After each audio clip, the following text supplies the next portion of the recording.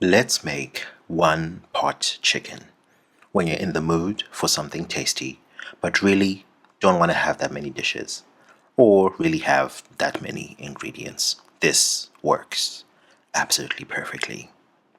On another episode of Cooking Simple with Blaze. Intro still sucks. Let's start off by getting out our trusty board. We are only going to chop up one ingredient. Well, three types of the same ingredient, really. Red onion, white onion, well, it's called brown onion, I'm pretty sure, and some shallots, green onions, spring onions. They're called one of those things. I added a bit more onion because I like the stuff, and it really makes the meal taste really good. This is all you have to chop up. No tomatoes needed, no extra ingredients really. You can add some, but this is all I had in the house, so that's what I'm cooking. Didn't really want to get out to buy any more ingredients, so I just used what I had, and it turned out really tasty. So you can just use onions like I did. Chop up your red onions and your brown onions. You want to chop it fine, not extra fine, but fine enough where if you fry it for a couple of minutes, it's going to give you a very nice result. Chop it all up. Let's do our, I'm pretty sure these are called spring onions. They might have a different name. But anyway, chop them up. Little rings. You probably only need like 2 or 3. Depending on how flavorful you want it, you might add more or have less, depending. I'm a lover of onions, so I'm going to use a lot of them because they do bring out a lot of flavor. I added a bit more brown onion because it didn't look very oniony enough. So here's some more onion for you. Chop it up again, nice fine pieces. Don't forget to not cut yourself because that hurts. So after you're done chopping up your onions, put them aside. Then we're going to deal with our chicken. So I'm just going to add some salt. This just to flavor it before we cook. Some salt, some spice. You can add multiple spices. I just added a very generic barbecue spice and some rosemary, dried up rosemary. Put in some oil just to make sure the spices mix up nicely. And I mixed everything up with my hands. Let's get our trusty pot out. A very biggish pot would work very nicely here because you're also going to cook. You're going to cook everything in this one pot. No other pots needed. Let's put our onions at the bottom. Then just check that it's nice and hot. Then you're going to add your onions in here and you're going to cook them until they are soft. Let me speed this up for you a little bit so we don't take up too much of your time. The key with this recipe is to take your time. It does take quite a bit of time to cook, but the results are very nice. It requires patience. So the trade-off is less dishes, yes, but you will have to spend more time cooking it. It's not a quick something to cook. The waiting time really is when you're trying to cook your rice. When your onions are mostly done, not all the way done, you're going to add your chicken on top.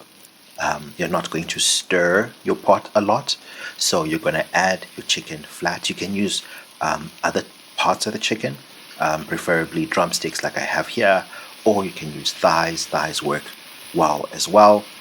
Using wings might not work as nicely. The breast might not work as nicely as well. You want the juicy bits that have a bone in the middle. Those would work very nicely. You can use boneless thigh as well if you like. So you just lay them flat and you reduce your heat to like a medium heat and you let it cook for a while until the one side is cooked through. You're going to open, you're going to see it's starting to release a bit of juices which are collecting in the middle. You then turn your meat around. Don't stir it because stirring it might break up the chicken, which you're trying not to do. Move it around so that the onions don't stick onto the ground. You see it's browning on one side, then you're going to close it and let it brown on the other side. You're going to do this a couple of times, maybe 2 or 3 times, just to make sure your chicken is well cooked. You want your chicken cooked pretty well, maybe not all the way, because you're going to let it cook with your rice as well. So if it's too cooked, it might break into pieces, which just won't be nice for you. But flip it around again, move it around. Don't stir it because it might break apart. Do this again a couple of times. Eventually your chicken is going to be nicely cooked, and then you're going to add some chicken broth. You don't have to. I did it this way because it really does add a lot of flavor onto your rice. So I used a cup of hot water and some chicken broth, and then now I'm going to add rice inside this pot. This is dry rice.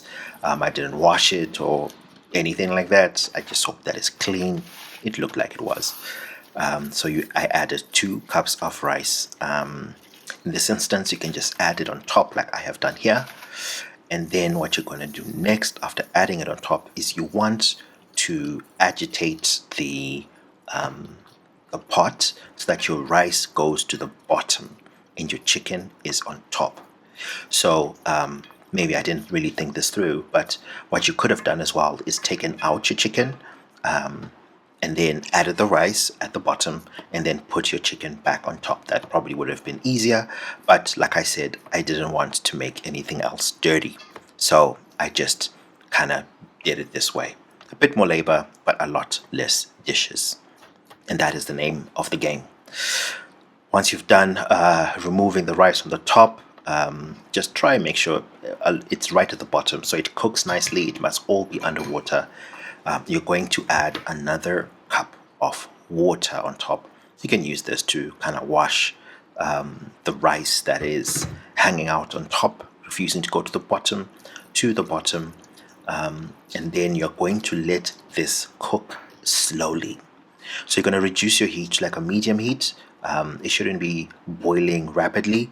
So depending on the type of stove you have, my stove goes all the way from 0 to 9. I put my heat around 5 and I let it sit there until it was cooked. So you're going to do this a couple of times. This is the whole waiting part. This is what takes the most time. You're going to let it cook. Eventually the water will run out, like you're going to see here.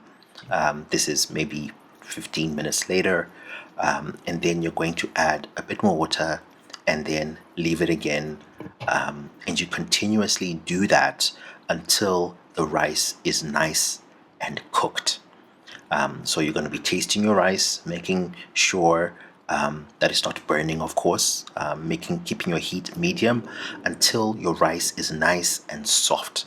You don't stir anything, you don't do anything like that. You're just adding water and letting it cook slowly. It's pretty much steaming, if I would call it anything, but that is pretty much what you are doing until it is cooked. You're going to do this a couple of times, like I said. Your final results should look something like this.